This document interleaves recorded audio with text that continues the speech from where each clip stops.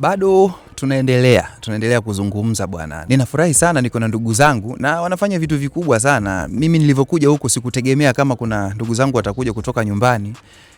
Na kufanya mambo makubwa hapa katika nchi ya Ujerumani. Hapa ni mjini Cologne na ile eneo hapa panaitwa Alevet House.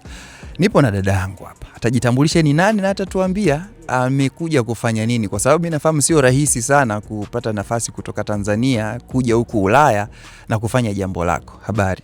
Salama, za kwako? Salama kabisa na kwanza kabla ya yote hongera sana. Asante sana. Kwa majina, sijui unaitwa nani? Mimi naitwa Agnes Anania Bweye, natokea Tanzania na ni mmoja wa waandaaji wa hii program ya mabadilishano ya vijana kati ya Ujerumani na Tanzania. Kwanza imewezaje kuwa rahisi hivyo? Kwa sababu mimi najua bwana visa zinakuwa zinasumbua. Yaani kama unafanya program kutoka Tanzania kuja huko kusafiri tu inakuwa inasumbua sana na watu wengi pia wanataka kusafiri. Wewe umewezaje pia kukusanya na vijana wengine mpaka mkafanikiwa kuja huku kufanya hizi program? Na ni program kubwa ambayo inawakilisha nchi kabisa. Kweli kabisa. Ni kweli kabisa.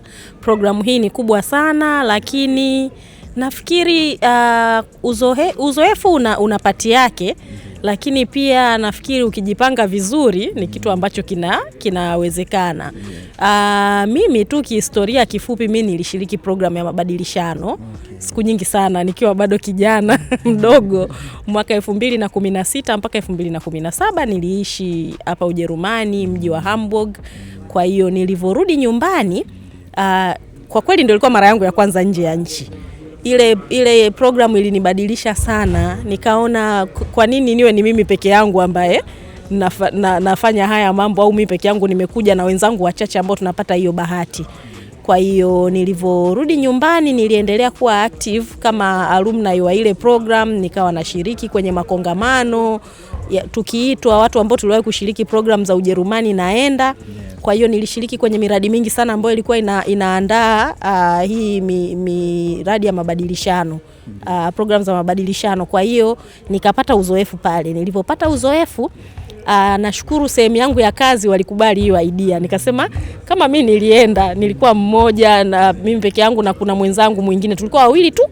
Kwa nini tusiwe tunafanya hivi kwa makundi ya vijana? Na kulikuwa kuna fursa hiyo kupitia serikali ya Ujerumani, wanatoa pesa. Nikaona nianze kuorganize hizi. Kwa hiyo hii ni ya pili. Ya kwanza tulienda mji wa Berlin na tuliorganize program kama hii ya mabadilishano ya vijana, ilikuwa kwenye SDG 12. Ile kidogo kulikuwa kuna changamoto. Watu kama 3 walikosa visa, lakini kutoka pale nikajifunza namna ya kuombea grupu kubwa. Kwa hiyo hii ya mwaka huu tulioshiriki wote kutoka Tanzania, wote 7 wamepata visa na sisi team leaders 2. Kwa hiyo uzoefu ule nafikiri ulinisaidia pia, ulinijenga, nikajua okay, kumbe uko na apply visa kuja Ujerumani, vitu gani ambavyo ni vya muhimu, aina gani ya vijana ambao uchague ambao wanaonekana kweli hawa wana impact na watarudi nyumbani wafanye kitu kikubwa. Hapo ndipo pazuri, kwa sababu hata huku kuna watu wanaandaa program zao, wanataka kualika vijana kutoka nyumbani kuja, lakini wanaogopa. Wanajua kwamba vijana wakija huku watagoma kurudi na watashindwa kuwafanya chochote wanachotaka. Sasa hasa nini kimekupa ile kujiamini kwamba uwachukue vijana hawa, na ni vijana wako smart? Kwa sababu nimeona hata wanavyojibu maswali, wanapotoa kujielezea, siji yani ulifanyaje kuchuja ukapata ile cream kabisa? Haikuwa kazi rahisi. Tulitangaza nafasi, nakumbuka mwaka 2024 mwishoni ndio tulitoa tangazo. Wali apply vijana wengi sana kwa sababu tangazo letu lilipata push kwenye mitandao ya kijamii, likawafikia vijana wengi. Kwa hiyo tulipata application zaidi ya 200. Kwa hiyo kwenye hao 200 you can imagine na ni wote walikuwa ni wazuri. Sio kwamba wale wengine waliokosa walikuwa hawana uwezo. Kwa hiyo ile kuchuja na kuanza kuangalia, lakini kikubwa ni kuangalia mtu ambaye anaipenda jamii yake, anaipenda Tanzania. Yaani unaona kabisa kwamba huyu nikimchagua akaenda kwenye program ya mabadilishano, akirudi kuna jambo atalifanya. Hata kama sio kwa vijana wengi, hata kama anaweza kabadilisha sehemu ndogo tu ya sehemu aliyotoka, ana impact. Kwa hiyo hicho ndo kitu kikubwa ambacho tulikizingatia kwa hawa vijana 7 ambao tuliwachagua. Wote ni watu ambao wanafanya kitu kikubwa kwenye jamii yao kwa namna moja au nyingine. Na wanatoka kwenye maeneo tofauti. Kuna watu ambao ni wakufunzi wa masuala ya biashara kwa wenzao. Kuna watu wanaoandaa miradi ya kijamii kusaidia jamii zao.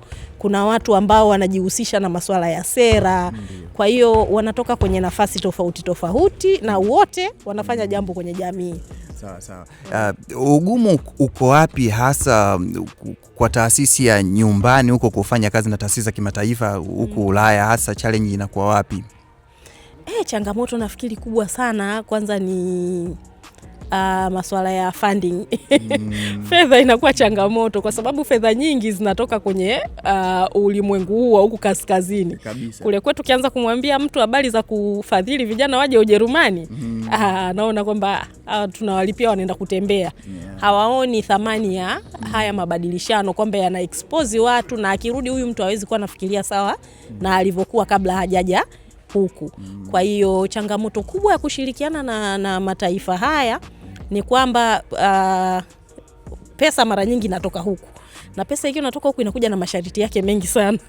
Sana. Kwa hiyo sasa kwa international partner nashukuru tu kwamba sisi tumepata partner mzuri Pambazuka kwa sababu wanafanya kazi na watu ambao wametoka East Africa, wanazungumza Kiswahili. Kwa hiyo wenyewe haijakuwa shida sana na wanajua utamaduni wetu. Lakini mara nyingine ukifanya na watu ambao hawaelewi utamaduni wa kule kwetu, unakuta wanaanza kuona sasa si pesa zinatoka kwetu. Kwa sababu pesa zinatoka kwetu sisi tunaweza tukaamua kila kitu yani kinachofanyika. Yani unakuwa sasa kunakuwa hakuna usawa tena kwenye ile program. Lakini kwa partner wetu imekuwa tofauti kwa sababu wanauelewa. Tunaamua wote kila kitu. Hata ukiangalia wa vijana waliotoka Tanzania na vijana waliotoka Ujerumani wote wamefanya kazi sawa. Na unaona kabisa yani hilo naona kwa sababu nilikuwepo kwenye timu. Nilikuwa ni ukweli. Yani hata unaona vijana wetu wana sauti, wana uwezo wa kuongea. Kabisa. Kwa hiyo changamoto kubwa waga ni hiyo kwamba mtu anaona pesa imetoka kwetu, kwa hiyo mimi ndio nitaamua itumike vipi. Sawa. Sasa tayari exhibition imefanikiwa, imefana na watu, nimesikia baadhi ya maoni, baadhi ya watu wamependa sana kilichofanyika na wanataka kiwe endelevu. Sasa kuna mpango gani katika matukio yajayo? Kwanza hili ni jambo ambalo ni endelevu. Ni kutoe tu hofu kwamba program za mabadilishano zitaendelea kwa sababu tunaona faida yake. Nafikiri umekaa na vijana wetu, kwanza umetusaidia sana kwenye upande wa editing. Wamefurahia hiyo, wamepata skill mpya. Kwa hiyo hatutopenda iishie hapa tu.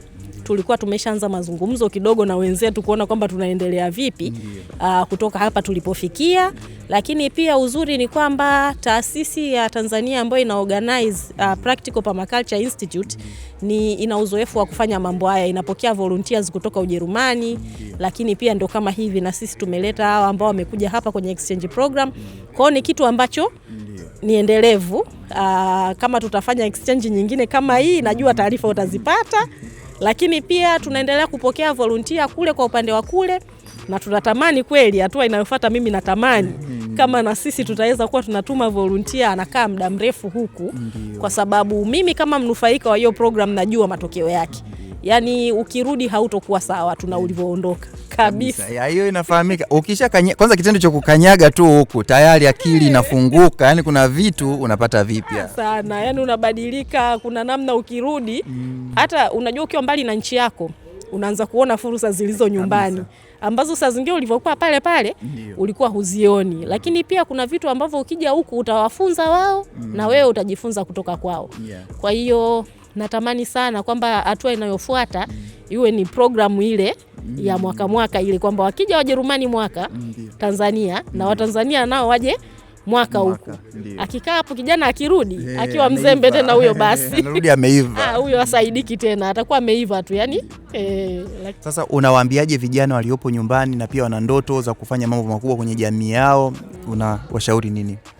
Mimi ushauri kwa sababu wewe ni mtu muhimu sana. Yani kama sehemu ya kutokea, ni kama goli, kama tobo la kutokea ni hapa. Yani ukidili na huyu dada shughuli imeisha. Mimi nimemaliza. Unawaambia nini bwana? Sasa hapo Kitenge umenijaza sana mpaka naanza kuogopa. Shughuli imeisha, dilini nayo. Oho. Unawaambia nini? Mimi vijana kwanza nawaambia vijana wetu wapunguze kulalamika. Yaani usikao unategemea kwamba kuna mtu atakuja kukufuata, akupe fursa umekaa tu, haujiongezi kwa namna yoyote ile, afu nasubiria fursa ikufuate. Na hicho kitu nilikuwa nakisikia hata kwa vijana wangu. Wanakuambia yani kuna watu waga tunawatumia fursa hawaombi. Ila sasa hivi wanaona tupo Ujerumani, kila mtu sasa na mimi mbona mimi umeniacha? Lakini mara nyingi haya mambo waga hayaji ghafla. Yaani yanaanzia pale pale ukiwepo huko unafanya nini? Mimi naamini Kitenge unalifahamu ili hakuna mtu anawekeza kwenye hakuna. Yaani wewe kama hauna chochote, hauonekani kuwa una useful sehemu yoyote, hakuna mtu atawekeza kwako. Kwa hiyo usisubirie tu nafasi ya kuja Ujerumani. Anza kwanza pale ulipo kwenye jamii yako. Watu watakuona kuanzia hapo. Kwa hiyo ukifanya kitu kizuri, ukiwa unasaidia vijana wenzako, ukiwa unatatua tatizo kwenye jamii, hapo ndio hilo ndio tobo lako la kwanza. Hapo ndio watu kama kina Agnes atakuona. Sio sasa unataka uje uapply exchange program, uje kufanya chochote, afu mtu akuchukue akulete Ujerumani. Ndio hiyo nayo sema watu wanaogopa kufanya hizi program kwa sababu anahisi huyu mbona kama motive yake tu ni kuja Ujerumani afu basi kamaliza. Ni kweli. Sawa, mimi dada Agnes nashukuru sana na pia na usinichoke. Na mimi nipo tayari kufanya kazi, kutoa support kubwa sana ili tuweze kuwafikia ndugu zetu hapa.